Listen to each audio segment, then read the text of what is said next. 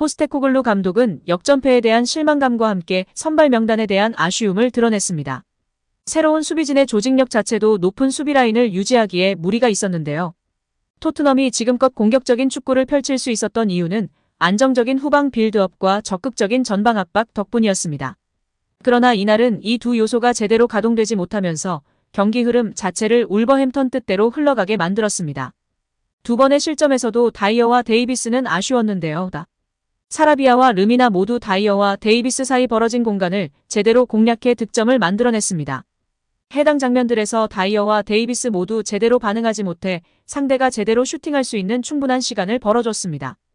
영국 매체 풋볼 런던은 12일 포스테코글루 감독의 경기 후 기자회견 내용을 보도했습니다. 보도에 따르면 포스테코글루 감독은 경기 소감에 대해 물론 실망스럽다. 너무 늦은 상황에서 일어난 일이었기에 특히 그렇다. 그러나 이런 것도 축구의 일부이고 감수해야 한다. 선수들의 노력이나 헌신을 비난할 수는 없다라며 실망감에도 선수들을 비난하지는 않겠다고 밝혔습니다. 그는 벤치에서 답답함에 소리를 지른 이유를 묻는 질문이 들어오자 부상자 이탈로 인해 아쉬웠던 선발 명단 구성을 지적했는데요. 포스테코글루는 우리는 너무 많은 변화가 있었고 같은 수준의 능숙함을 보여주지 못할 것이라는 사실을 참아야 했다. 특히 백포 중 3명이 사실상 처음으로 선발에 나섰다는 것을 고려하면 더욱 그렇다. 전반전에는 긍정적일 수 있었다. 후반전도 별로 나쁘지 않다고 생각했는데 아마도 이기고 있었기 때문에 약간의 마음의 여유가 생기고 자기 보호 측면이 있었던 것 같다. 다만 우리가 가진 선발 라인업을 고려하면 모두 이해해야 할 일이다라며 선수들의 후반 막판 아쉬운 활약에도 선발 공백 등을 생각하면 어쩔 수 없다는 점을 강조했습니다. 토트넘은 앞서 첼시전에서 미키 판더펜과 제임스 매디슨이 부상으로 빠지며 장기 결장이 확정됐고 크리스티안 로메로와 데스티니 우도기도 퇴장 징계로 이번 울버햄프턴전에 뛸 수 없었습니다. 다만 그는 에릭 다이어와 벤 데이비스, 에메르송, 심지어 브레넌 존슨과 호이비에르 같은 선수들을 통해 꽤 안정적인 라인업을 구축했고 특히 다이어와 데이비스는 경기 내내 헌신과 전술에 맞게 플레이하려는 노력이 존재했다. 그들은 결국 버텼다라고 발언했습니다. 이어 울버햄프턴은 큰 기회를 많이 갖지 못했다. 내 생각에 비카리오가 한두 번 선방을 해내야 했지만 마지막 울버햄프턴의 골들은 좋은 골이었다고 생각한다라며 막판 실점 상황에 대한 아쉬움도 덧붙였습니다. 이날 경기에서 긍정적이었던 점도 있다고 판단하며 기자회견을 마무리했는데요. 포스테코글루는 강한 상대를 상대하며 엄청난 노력이 있었다. 백포 중 3명을 바꾸는 것은 상당히 파격적인 일이다. 특히 경기를 거의 뛰지 못했을 때 더 그러하다. 거기에서 긍정적인 부분이 있었다. 경험으로 인해 좋아질 것이다라며 일부 선수들이 오랜만에 경기를 소화했음에도 노력했다고 설명했습니다. 토트넘 호스퍼는 11일 영국 울버햄튼의 몰리뉴 스타디움에서 울버햄튼 원더러스를 상대로 프리미어리그 12라운드 맞대결을 펼쳤는데요. 전반전 3분 만에 브레넌 존슨의 선제골을 넣어 쉽게 풀어갔습니다. 현지 팬들은 존슨의 토트넘 입단 후 첫 골에 축하해주며 격려하는 모습이었고 토트넘이 잘하고 있다며 이전의 리즈 시절 바르셀로나와 비교하는 팬도 있었습니다. 또한 계속 잘하는지 두고 보자. 박수를 쳐주자 등의 이미지를 올리기도 하는 모습이었습니다. 또한 아름다운 골이었다며 유명 셰프 사진을 올린 팬도 있었습니다. 존슨은 포로와 함께 매디슨의 회복을 기원하며 매디슨의 다트 세레머니를 하기도 했습니다. 토트넘은 부상으로 판더벤, 매디슨이 제외되었고 지난 경기 퇴장으로 로메로, 우도기가 없었습니다. 그들의 빈자리는 부상에서 회복한 멀티 수비수 벤 데이비스, 다이어, 호이비에르, 에메르송이 메꿨습니다. 황희찬 선수와 손흥민 선수가 만나게 되었고 두 선수 모두 멋진 활약을 이어가고 있어 한국 팬들의 관심이 높고 현지에서도 주목했는데요. 먼저는 토트넘이 초반 선제골 넣으며 앞서 나갔습니다. 경기 전 포스테코글루 감독은 누가 빠지든 있던 없던 우리는 우리의 축구를 할 것이며 동일하게 플레이하면서 승점을 가져오는 것이 목표라고 밝혔습니다. 전반전 토트넘의 사르가 소파스코어, 후스코어드닷컴에서 모두 6.3점을 받았고 클루셉스키가 6.1점으로 토트넘에서 가장 낮은 모습이 고스란히 평점을 통해 드러났습니다. 많은 활동량으로 커버하는 것이 장점인데 앞쪽에서 매디슨의 빈자리를 메우기 위해 공격적인 포지셔닝을 하며 좋지 않은 평점을 받는 사르였고 클루셉스키의 돌파는 너무 단조롭고 위협적이지 않았습니다. 전반을 결국 1대0으로 마쳤고 현지 팬들은 단지 운이 좋아 앞서고 있는 거야. 어떻게 울브스의 압박을 못 이겨내는 거지. 우리가 앞서 나가고 있어. 기운들 내.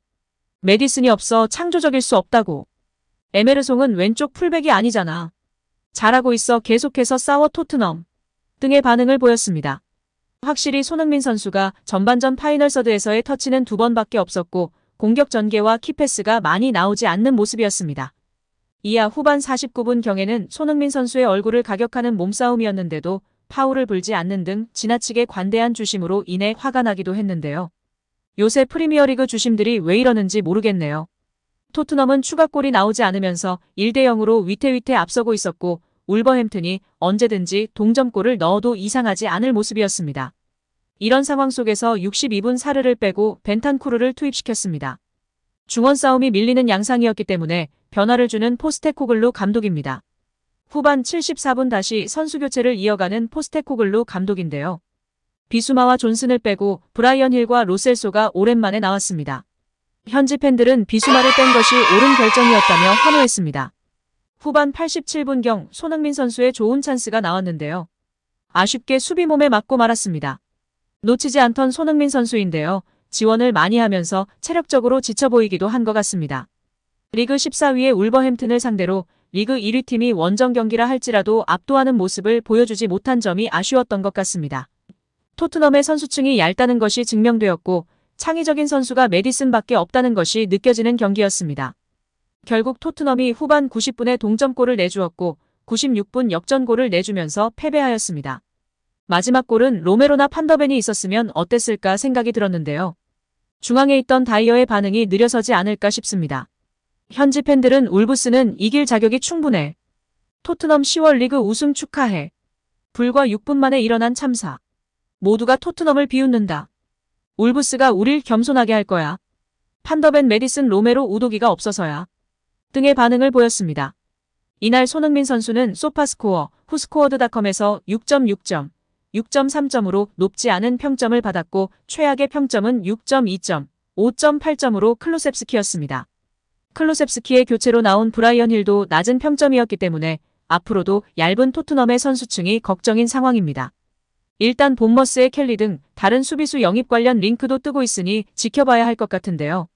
토트넘은 지난 여름 켈리 영입을 위해 2천만 파운드 약 320억 원의 이적료를 제안했었습니다. 하지만 켈리는 잔류를 결정했다고 알려졌는데요. 잉글랜드 출신인 그는 올 시즌을 끝으로 본머스와 계약이 끝납니다. 데일리메일에 따르면 켈리는 본머스와 연장 계약을 할 의향이 전혀 없다고 합니다. 내년 여름이면 FA로 본머스를 떠날 수 있어 선택의 폭은 넓은 상황입니다. 켈리는 2019년 5월 챔피언십의 브리스톨 시티에서 본머스로 이적했습니다. 그는 본머스에서 5번째 시즌을 보내고 있습니다. 올 시즌 부상으로 잠시 전력에서 이탈하기도 했지만 리그 7경기에 출전했습니다.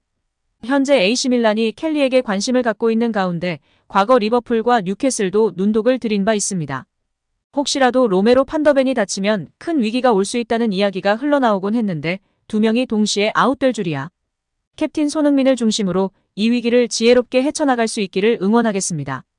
오늘 영상은 여기까지입니다. 끝까지 시청해주셔서 감사합니다. 늘 건강하시고 더 좋은 영상으로 찾아뵙겠습니다. 구독과 좋아요도 잊지 마시고 부탁드립니다. 감사합니다.